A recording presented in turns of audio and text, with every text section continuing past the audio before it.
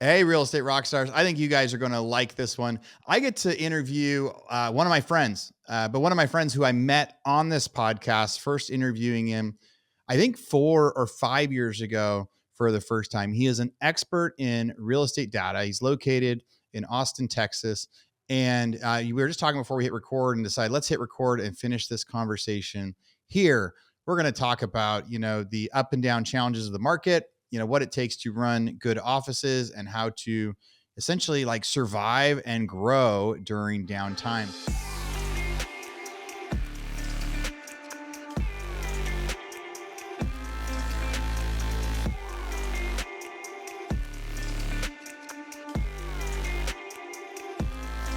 This is Eric Bramlett from it's the Eric Bramlett team or something, right? Eric, what's your company name? Yeah, it's Bramlett Partners. So first of all, Aaron, thanks so much for having me on again. I love just chatting with you, and it's great to see you after a few years. So I founded Bramlett Residential in 2012. We grew really slowly for a long time, and then we kind of hit stride a couple of years ago. And we rebranded to Bramlett Partners at the beginning of this year. So that was kind of a big effort we had. 2024 leading up to the beginning of 2025 was that rebrand. Yeah. Cool. Well, I'm glad you're back to the, you and I have a lot in common of both being in the Austin market, both liking to ride our road bikes, although it looks like you've been out there more often than me as I've been surfing a lot right now instead on Lake Austin. The last time we spoke was a few years ago. And a few years ago when we spoke, the market had started to slow down. It had slowed down. We were probably 7 or 8 months into the down cycle of rates changing and inventory rising and the number of closings really coming to a stop. And that time we focused the conversation on, hey, during a down market, what you're supposed to do, stop measuring your closings. Stop saying like, hey, I closed 10 houses last year at this time, I should close 10 houses this year. Or stop saying like, hey, when I used to do open houses, I would get 15 leads and now I'm only doing 3. A lot of that was about accepting the market that we're in and then trying to track your growth over market share versus quantity. So when you're having, a third of the number of sales in your city, well, you're mostly going to get a third of the level of sales you had before personally. And if you get any more than that, you're winning and growing market share. So that was our conversation. And something you mentioned before we came on as well was at the time you were feeling pretty bullish, not bullish, but like you were feeling like, hey, we might be in this another 6 months or a year, or maybe it was longer, but now it's been a few years. And at the time I was pretty bearish. I was thinking that what I had read about the Fed before was just how deep they didn't really care about the real estate market, how they really, the current chair really loved Volcker from the 80s and liked high rates and keeping it that way. And I think what has happened is somewhere in between both of our predictions, but probably closer to mine in the sense that we haven't bounced back yet, at least in Austin. Now, nationally, we've bounced back in a lot of places. Do you only focus on Austin? We're just in Central Texas, so Austin and Waco. Yeah. Yeah. Have you followed stats around the country anywhere else? I have, and it's depressed elsewhere, but not as severely as it is in Austin. We have a few variables that are hurting us here. Namely the job market and the tech. The tech industry right now is what's specifically hurting Austin. Yeah. So for people nationwide, why don't you go into a little bit of detail on that? Because the market's different everywhere. And if you're not from Austin, right, and you're not in a bad market, I want you guys to listen to this podcast anyway and write down some of the notes and some of the lessons that we've had in this, because every market has their downturn. Every market has their slow time. And it's a great time for Eric and I to look back and say, man, I wish I would have done this different last year. I wish I'd done this different last year and this different last year. So you can try to write down some of these mistakes, learn from them for the future. But Austin had some really unique things happen the past few years that has led to a really slow market, or really there's a lot of unique things that happened over the last 6 or 7 years in Austin that has led to a really slow market in the last 3. So why don't you try to summarize, what it's been like in Austin, let's say the last 6 or 7 years, and why we're in this boat now?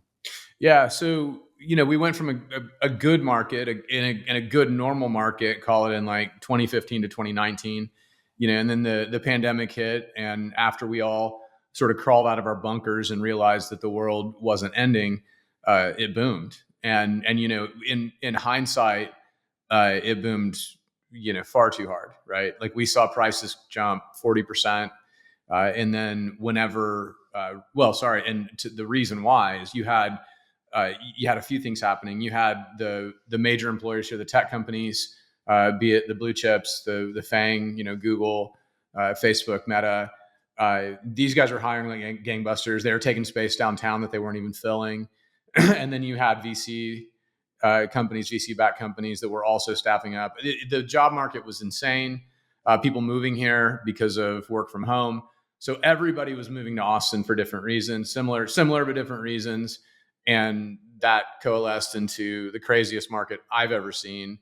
And from talking with people who've done this for a long time, probably the craziest market in the history of Austin. 2022, call it May of 2022, the prices peaked. And at that point, that's when the Fed started increasing interest rates. And that's also whenever tech said, oh, wow, we might have been a little bit irrationally exuberant with our hiring. And they hit the brakes on hiring. And I mean, the real estate market just came to a screeching halt. And then we saw a really rapid drop in prices, and that lasted for about 6 to 9 months. Prices came down, call it 20 to 30% after increasing 40. Net prices were up pretty considerably from 2020 to call it 2024.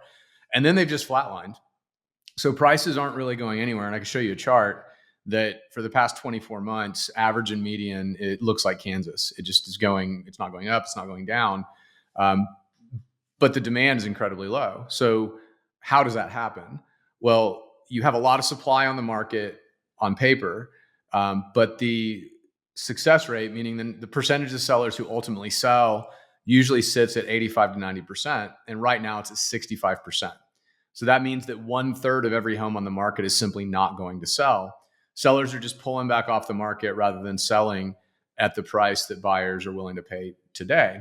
And that hits anybody in the industry really hard because volume keeps going down and it's low. And we have slightly lower volume this year than we did last year. And volume is the total dollars traded in the market. And another way to say that is it's the commission pie, how much money is out there for us to earn. So it's been really hard for anybody in the real estate industry in Austin for the past 3 years. And I would say that those that have stuck it out and that are still here are winning just by not going out of business. Yeah. What year did you start doing real estate in Texas? 2003, but I like to throw an asterisk on that I got serious about it and call it 2011. So I won't tell you my whole backstory, but I've been in the business for a long time. I've been a very, very serious agent or broker for about the last 13, 14 years. How many people are in part of your company? So we have 123 agents, and we'll track to around 800 million in sales this year. We'll probably break $1 billion in sales next year. So that's an important stat, right? To just show you 123 agents, you're getting to talk to a lot of people. You do know a lot about what's going on. It sounds like you've continued to grow kind of market share and company size and things like that over the past few years. And that is one of the ways to hedge a tougher market. Eric, I think the reason that my guess from 3 years ago was slightly more accurate than yours was because it's funny as you describe what happened in the Austin real estate market, right? And real numbers, right? 1/3 of the houses on the market are not going to sell. It's a big deal, right? But as you describe all that stuff, that is what I experienced in California in 06 to 09, right? So I got to see this once before, and I still remember the day the Fed started raising rates in California when we were a home builder and performing well, and mood started to gradually shift. And so when the Fed did it this time, I felt the exact same way. I didn't feel the same way about the number of foreclosures that would be happening. But the only difference between the crisis of, let's say, 08, 09 through to 2012 and today is we don't have loans resetting today. Right? That's the only difference. It's the same thing that happened. Stuff went up, stuff came down. People could no longer afford it. People want to sell their house, but buyers want to pay less. And then people can't afford to sell their house because buyers want to pay less than the sellers owe, right? Because of that change. The biggest difference in 09 is what happened is it would be imagine if today, everyone that had a loan in Austin, their payment just automatically doubled. It automatically doubled because there was a reset. So it's the same storm, and the storm is, kind of very familiar as you talked about that. So this is my second time, lucky or unlucky, mostly unlucky, of being in two of the craziest markets in history when it comes to real estate, and being ground zero at both of them. I was ground zero in California. That was the worst of the one of the first ones. I mean, Vegas was slightly worse, but Sacramento, where we were in California, was one of the worst markets in the country compared to now. So I got to do this once before, and it wasn't great, right? And so I think partially why I was so pessimistic that time, but hoping that I was wrong. One of the things I don't like about the correction or the Fed and things like that, they actually did a great job of stopping inflation. They wanted to do a soft landing, which I think up until now they probably have, but the economy is definitely starting to take a more, parabolic turn, where it's now it's all of a sudden coming to a head where we're not quite getting that soft landing anymore. If they do go lower some rates right now, it'll probably protect a bad downturn. But anyway, we've seen a lot of changes. I've seen a lot of changes during that time, and the changes during this time. I was going to maybe pull up like Redfin Data Center and just show the curve. Like Austin, our market here was great in 2019. One of the reasons I came to Texas from California was my goal was to come to a place where the market won't go up, the market won't go down. And Austin was just nice and steady for the past 20 years, even through the first downturn. And so I thought, okay, that's going to be a nice stable market. Now, 2021, I was really excited about being here. And I said, man, my bet got so lucky because because I bought hundreds and hundreds of houses from 2015, 2020 out here. So when the price went through the roof, it was like, man, what a lucky bet. But then we did get to see the other side of that, 22 and 23. And so now we're here. And I've seen two interesting things right now. And then I want to talk about, just go deep into lessons that we've learned. And lessons that we've learned in the sense that we are in a slow market. Houses are selling every day. There's just less of them. Right? So there's always going to be transactions. There's always going to be some things happening. But one of the things that I think is the most unique about this time period over like the last 18 months, I interview a lot of people on the podcast. I have a lot of people that are part of my annual mastermind out here in Austin. And I've got a lot of Austin agents that I talk to on social media and meet up with and talk about the market. There are lots of agents right now in Austin that are having their best years ever, which is like shocking and good for them and wild.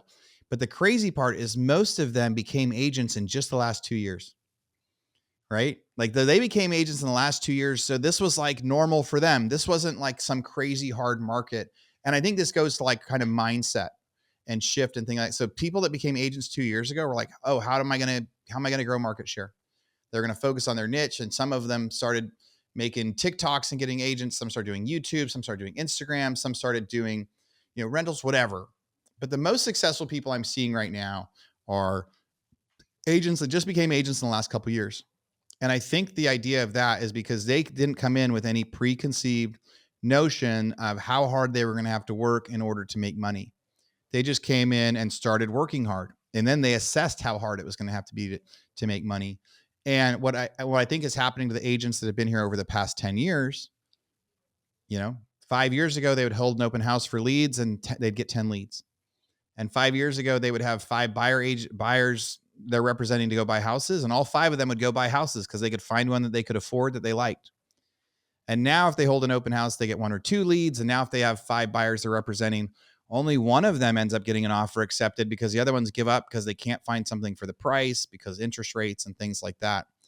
And so I think that if we could tell agents that have been around for a while, like what to do or what that lesson is, I think that lesson is like in times like this, you have to throw out the book of expectation.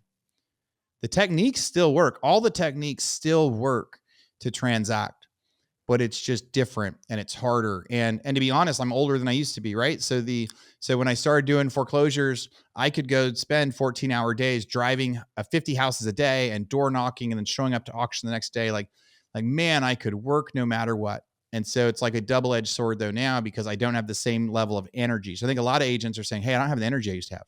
I can't go door knock that many. I can't go call that many. And the ones that have been agents the last couple of years are younger and have energy, and so they're willing to do this stuff, and they don't have the expectation. Part of my story is back in '09 when the market crashed. Um, I became the biggest builder, biggest developer, and the biggest real estate company in Northern California within like a 12-month period. But I was a nobody when I moved to Sacramento. I was a home builder that got fired because the housing market crashed, right? And then we got up to Sacramento, and I didn't know any better. And I couldn't buy the REOs from the other agents. So then we were like, well, maybe auction will work. And we discovered that auction worked and nobody else was doing it yet. Cause I didn't know. If you had asked anybody else, like, no, don't go buy at auction. It's risky. It's this. I didn't know any better. And so I did it, and then it worked. And I started hiring trades, and then I hired an agent, and we started growing this company. And all of a sudden we had more transactions that year than anybody else. I was the least qualified to succeed during that down market. There were hundreds of agents that were 10 times more qualified to do this business because they knew how to buy houses, they knew how to sell houses, they knew how to run construction teams, but they didn't have the mindset of, hey, let's try this new thing. And so I think that's a big challenge. So one of my big lessons right now that I'd reiterate that I learned over the last year is that. And then the other is remembering, no matter how like fat and happy and how much money we're making in business, to always watch that bottom line and be careful of budget and be careful of spend and be careful of overhead. Because when you're successful, it's really easy to add on those teams, create this really fun team environment, have great offices, great benefits, whatever. But it's so much tougher to pull it back. So those are kind of my two big lessons I keep reiterating right now. Is I met an agent in Austin 2 weeks ago. She's had her license for 3 months. And she's making $10,000 a month as an apartment locator, right? She just got licensed 3 months ago. And I've got agents that made $500,000 last year that have only made like $20,000 this year so far. So she is outperforming them as 3 months in the business than the guy that did, $500,000 last year. So those are a couple quick thoughts on that.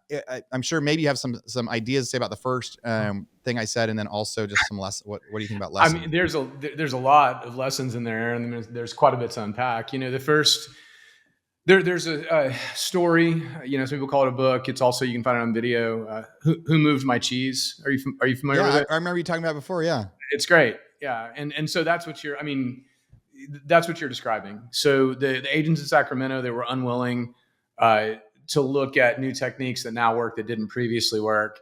Their cheese moved, and they didn't go find where it is now. So it's really important to understand that sometimes techniques that worked previously are going to become ineffective. But what's difficult is understanding that sometimes effective techniques just become less effective, in a down market or in a new market, right? So you have to track everything. You have to understand what is performing. You have to put that into the context of market share and into the context of an increasing or decreasing market. And then you have to you have to pick your strategy. Another piece that you mentioned that's a huge takeaway is focus. So you mentioned that, hey, I found that these auctions worked, and I just continued hammering the auctions. And what you didn't do was try to find 10 other things that you think could also work. Hey, this one thing works. Let's focus on it, right? So like the Pareto principle, the 80-20 rule, is that 80% of your results are usually derived from 20% of your actions. So like if you can find that 20% and just laser focus on that 20%, then you'll find more success. The unfortunate piece is that the effective techniques are usually pretty boring, right? So going to auctions over and over is probably exciting at first, but after you've been to your 10th, 20th, 30th auction and driven your 1,000th house, it's boring. It's not exciting. It's not exciting anymore. Yeah. So it's human nature. You go like, well, what's the next thing? What's going to be exciting? And, in real estate, we're constantly pitched the new idea all the time, right? Like the newest, greatest idea. So 2 years ago, it was predictive analytics. It was, hey, I can deliver you a list of the 50 home sellers who are going to sell in this neighborhood next year. Yep. Right. That was a big deal. It didn't really work. Right. And a lot of agents bought into it because it had the word AI attached to it or machine learning attached to it. and it sounded really, really exciting. And it Some made it people kind of went, easier, well, it right? made it way, yeah, way Right? easier. People are like, oh, I don't want to call 200 people. It's like, oh, we'll tell you the 40 you have to call instead. So it was almost like a perfect storm in what was happening, right? Because everyone's like, cool, I don't want to have to work that hard. Well, that's what's interesting though, is that I would strongly argue that it's a huge disservice. So like, not only did the folks that paid for that lose their money, they were also distracted from calling the 200 folks in their database. So a lot of agents 2 years ago, that they applied this like home, likely to move score, and then only called the folks with the high likely to move score. Well, they missed out on everybody that actually moved. So beyond the fact that it didn't really work, like, it kept them from doing the hard work. And if you have 200 people in your database, that's a strong database. And there are 365 days in a year, and you can call everybody 3 or 4 times, in about an hour a week. If you need to work more than that, if like you're really just cold calling sellers, you throw out the number 200. Well, I can call 200 people in a day if I need to. You know what? It's not exciting at all. Like, it's pretty damn boring. But what is exciting are jet skis. And with the money that I make, I can go buy jet skis. So that's how you can sort of go from A to B with the excitement factor from something very boring.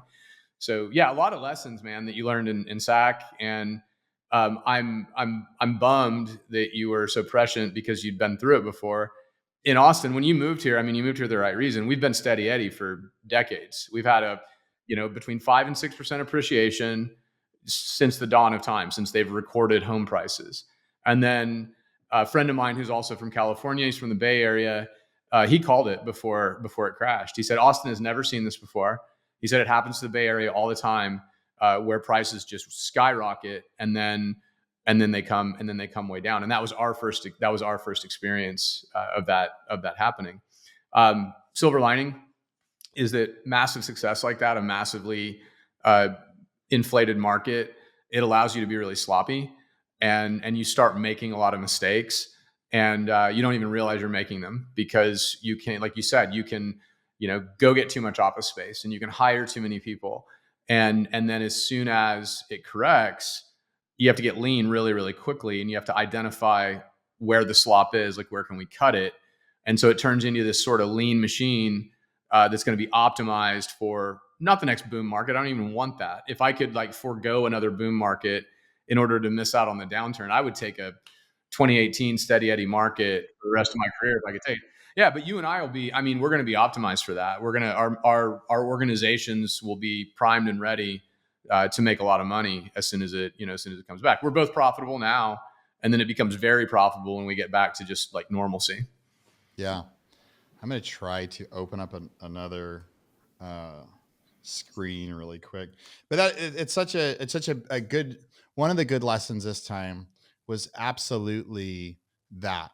It was absolutely just saying like, hey, I want to, like, how do I downsize really quick? And I shut off a bunch of my cards. There was so much bloat in expenses that I found a bunch of my cards and just like shut them off to see.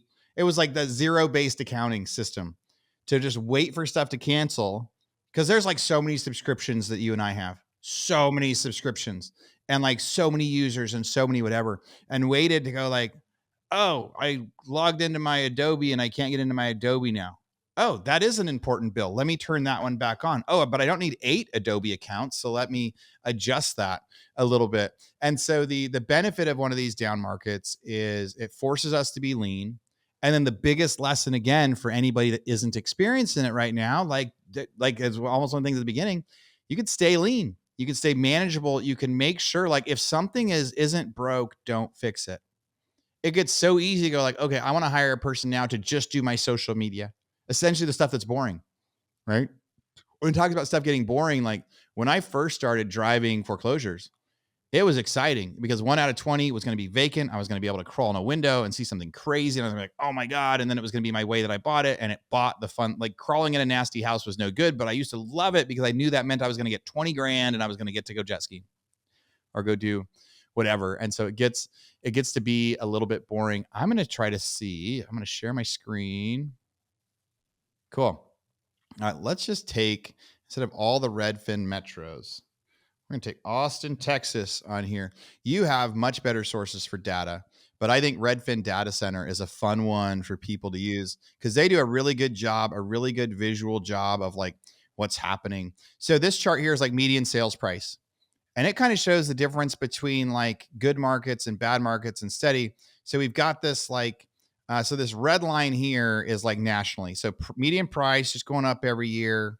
In 22, there was a bit of a bump up and then a correction in 23, and it kept going up, right? And so so now prices nationally are better than they were in 22, right? So that's a cool thing there. Now, where it was steeper has taken longer. So Seattle is a place that had a steep come up in 22, which was surprising, and they're a little bit below. So in 22, the median price in Seattle is 853. Today it's 849. So it still hasn't quite corrected, but you can see wherever it wasn't steep. Washington D.C. was just steady, right? So it goes up. So like in 22, it was 550. Today it's 599. So it didn't have a huge increase in 22. There was no benefit of living in DC during during the crisis, or not the crisis, but during when we all got locked inside for a bit. So if there wasn't a big jump, there hasn't been a big failure. Chicago is the same. 22 is 340. Today it's 375. We'll go into like days on market and stuff in a minute.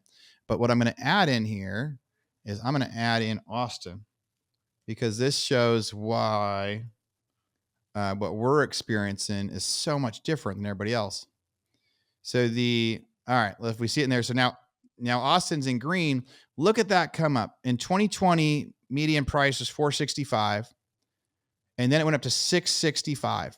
So we gained 200,000, which at that point was like a 45% market gain in a 24-month period. And then what goes up must come down. Like, you look at this compared to Boston, whose median price was 550 in December 2020. Austin's was 450, but they hit the same peak price, right? It caught up and then it has dropped down. And so now our median price is 557 compared to that 665. In theory, houses should always stay linear. I'm going to try a little trick here to see if it can.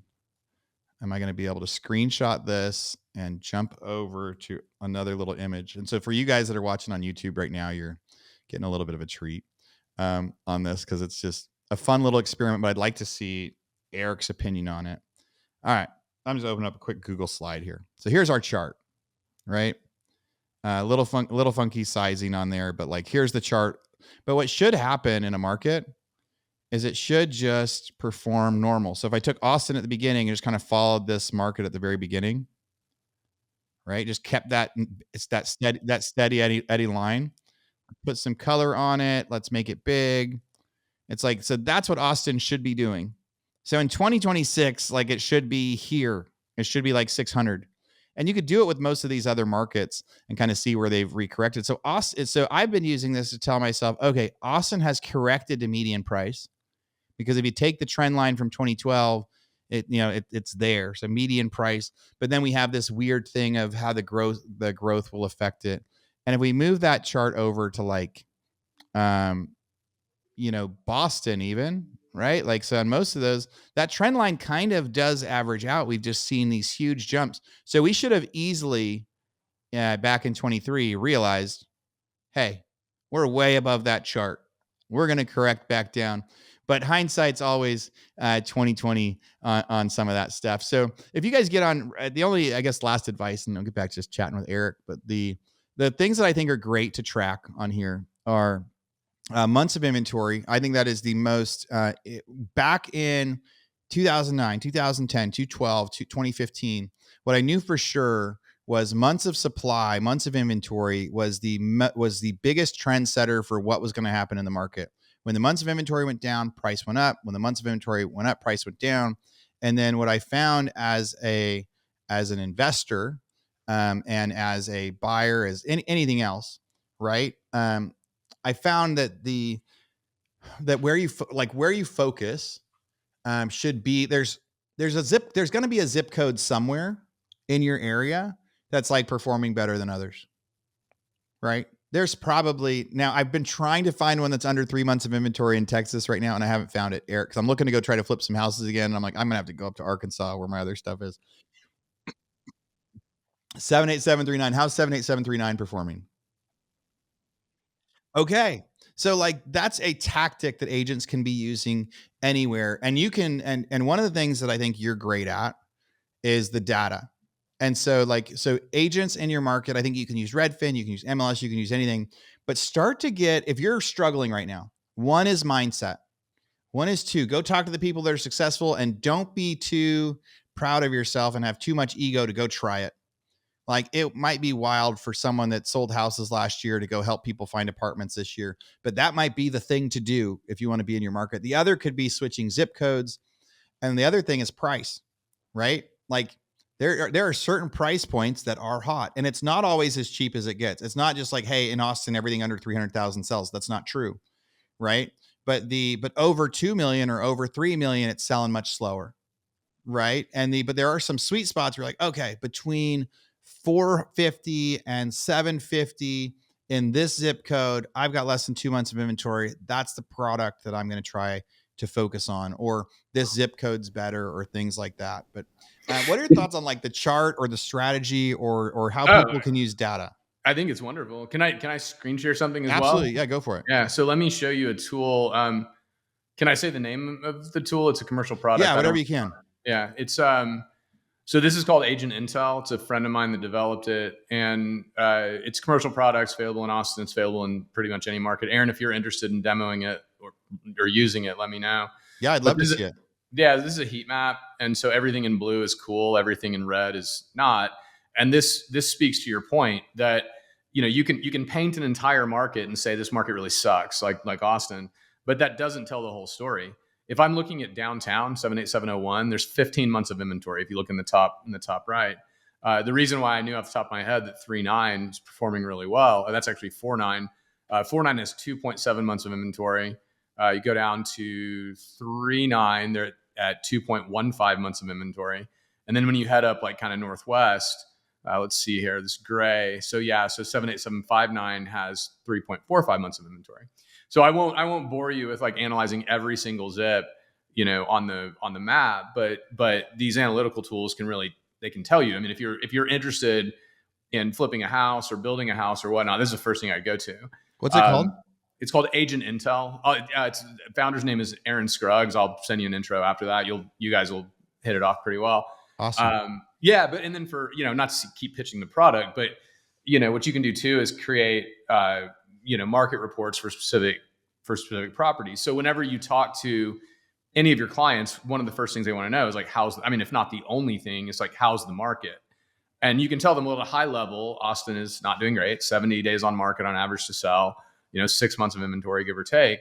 But more importantly to you, Mr. Home Buyer, Home Seller in 78739, like you guys are actually really outperforming the market. Or on the flip side, if they happen to live in downtown, they're in a condo. Well, that's going to be a tough conversation, but at least you have the data that you can help advise them. It helps you make business decisions that make sense. If I have somebody that wants to overprice a listing downtown, right? Like if somebody comes to me and they've got a condo that is, worth $3 million and they say, I want you to take this listing at $3.5 million. There's not a chance in heck I would take that. Like, Yeah. I don't care how sexy that listing looks. There's 15 months of inventory. And I think if you adjust for luxury for 2 million plus, there's probably closer to like 30. So you can make informed decisions on what listings you want to take. You can make informed decisions on, help your buyers make informed decisions.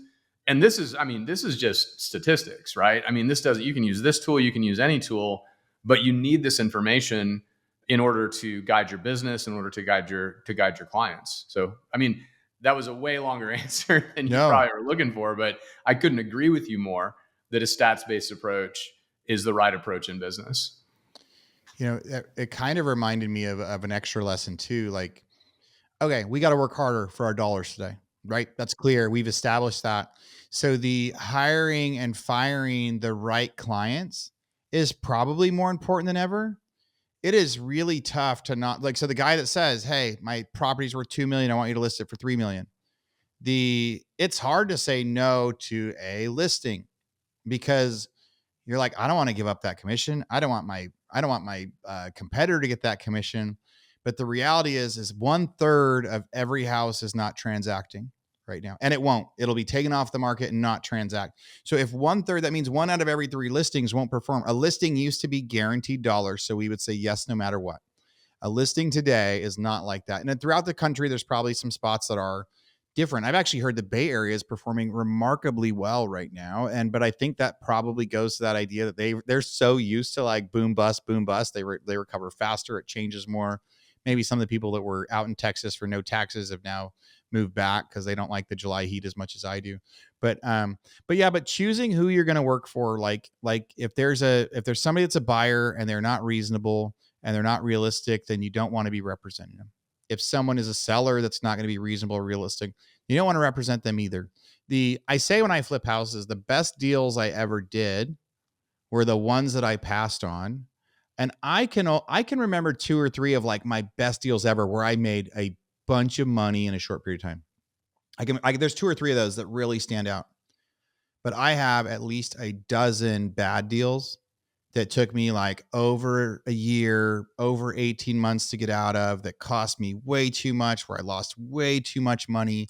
And it really it just impacted me so much differently. Right. And so I've had way more deals that I regretted doing than deals that I was so excited about.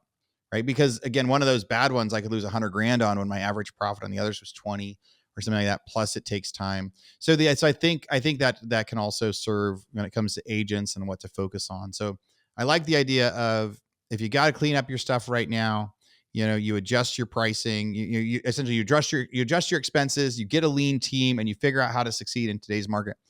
I keep getting a lot of talk from people that I think now we actually are. If you had asked me 3 weeks ago, are we going to see mortgage rates come down before the end of the year? I would have still said no. About 2 to 3 weeks ago, I started to say maybe. I started to say like I think there is going to be some changes.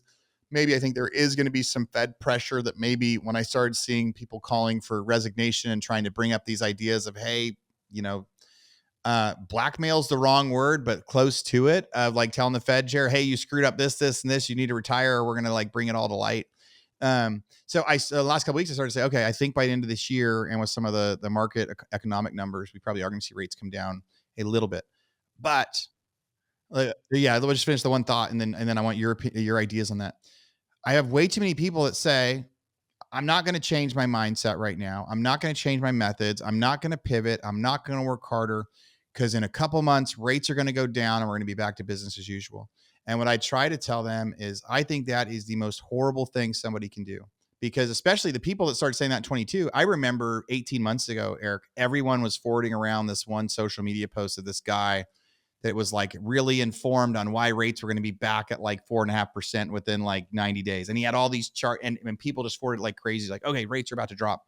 And so I think a lot of them stopped doing their work, because they're like, cool, rates are about to drop, it's going to get easy again. So build a business that is successful in today's market like this. And then if we get a rate drop, and then if we get some incentives for first-time buyers again, then if we get some extra tax, then it's going to be like a bonus. But don't wait to fix your business thinking someone is going to rescue you or rate is going to rescue you. What do you think about rates and anything else? And we'll probably close out. Yeah. I mean, I think it doesn't matter. I think that it's the wrong question to ask. Yeah. I'll steal this from a good friend of mine, Mike Del Preti. He said, anybody who tells you they know what's going to happen with rates is lying. Now, you and I can make educated guesses, but we have to say, like, this is what I think will happen, but I could be wrong. But to go back to what Mike said, he said, it's the wrong question to ask. The right question to ask is, what can I do in my business that will succeed in any market condition, right? Doesn't matter if the rates are 7 or 4, it's going to work. And as you just pointed out, Aaron, if it works at 6.5% or 7%, it's going to work much better at 4%. So why not make the change to succeed in this market? It's only going to set you up for success in the future and allow you to continue succeeding, like while we're waiting for the economy to get better. Yeah. So has your team grown in the last 12 months? Yeah, of course. Yeah, since we last talked, the agent count's tripled, and these are agents that are all, high producing agents. So in the last 12 months, we've grown by roughly 30 agents. I think that's not always the best question to ask, though, because a lot of times whenever you ask somebody like, oh, how much have you grown? They will very happily brag about the size of their team. but a large percentage of them are not producing agents. And so we're real strict about making sure that we're taking on the right folks. So we've grown by 30 of exactly the type of agent that we want to work with.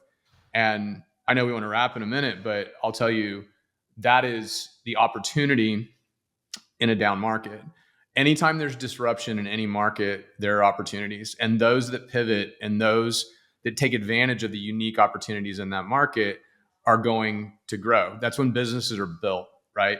Businesses thrive in good markets, but you can't really gain that much market share. But when the market is no good, your competitors rest on their laurels. Your competitors say silly things like, I'm not going to change. I'm just going to wait for the market to come back. And so those that bust their butts through it come out way ahead. And I'm happy to report that we've busted our butts through it and it's worked. And it's because we focused on what really works for us. And I'd say the same to you. I know you bought a lot of inventory in 2022. I know that you guys are executing and selling a lot of inventory now, and it's not great, Not right? ideal. Right. But you're going to get that market will come back at some point in time. Probably will start improving a bit next year. And at some point we'll really start improving and you'll have this head start. You're going to have this momentum. And I mean, how many builders have quit and just moved away? How many builders have just quit and stopped building in this time, right?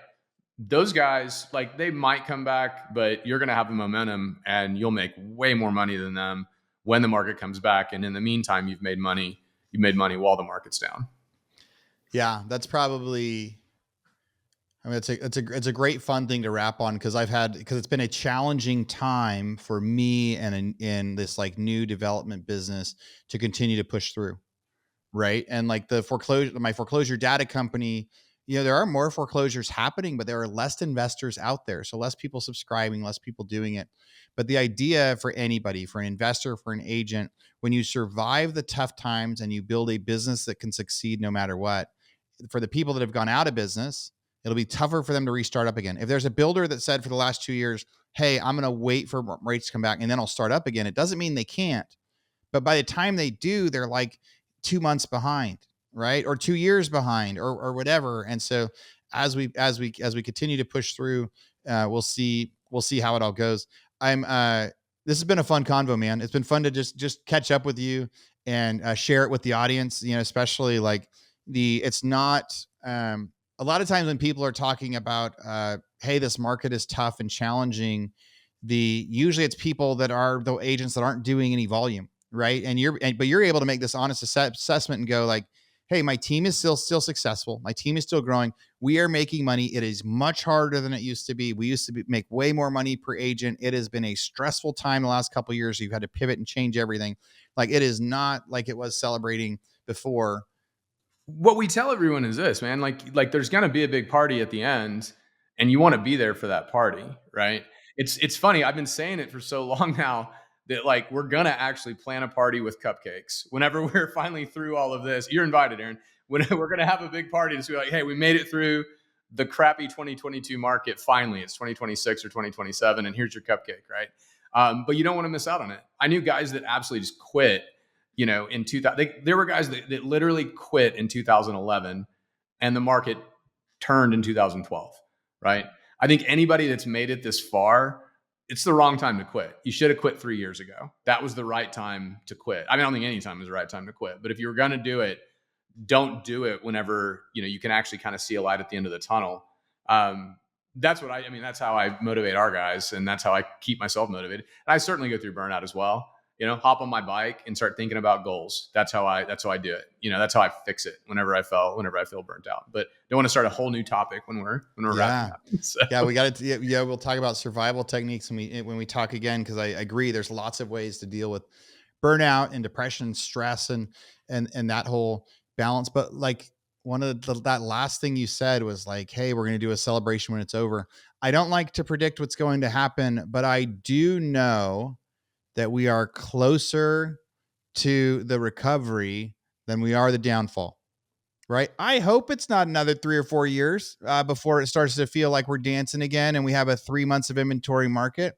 But every day you're in a peak, every day you're in a great market, you're one day closer to a crash. You're one day closer to an economic crash. Every day you are in a tough economy and a tough market and a challenging time like we are today. right? Recession, all the things. Every day you're in that, you are one day closer to the turn, one day closer to the booming market, and we are closer than we've ever been. Right today, we're closer to the recovery than we've been for the last 4 years. Doesn't mean it's around the corner, but it does mean take this time to adjust and stay positive. And I'm going to close out with this one. Like, you want to be there for the party, right? Like, you want to be there for the party when it's all done. I love that. So make your adjustments, focus on how to make your business successful now. Eric Bramlett in Austin, Texas. Eric, what's the best way someone can reach out to you? Yeah, man. I hate saying this, but you can Google me and you can always find me. So you can find me on Instagram, you can find me on YouTube. You can hit us through the website. I'm a pretty easy guy to get a hold of, and I love hearing from everybody. Like, business strategy is my favorite thing to talk about. Aaron, I can't wait to go to the party with you, man. It's going to be a lot of fun. We will be there. I hope you can make it to my Rockstars event next year. You always have no excuse, dude. You're in Austin. It's like down the street. We'll see. All right. Well, Eric, thanks for coming on Real Estate Rockstars. I hope you reach out to Eric for some more advice. Maybe check out some of that software. If you go on his Instagram and probably some other places, he shares lots of charts and data and things where he can show you, like, hey, if you're in this market, you need a $900,000 house, but if you're in this market, it's this one. It shows how data impacted the real estate market is. He's always a lot of fun info, always a good chat. So Eric, thanks again for coming on the show. Thanks so much, Aaron. I'll see you soon. Yes. Real Estate Rockstars. Thanks for listening.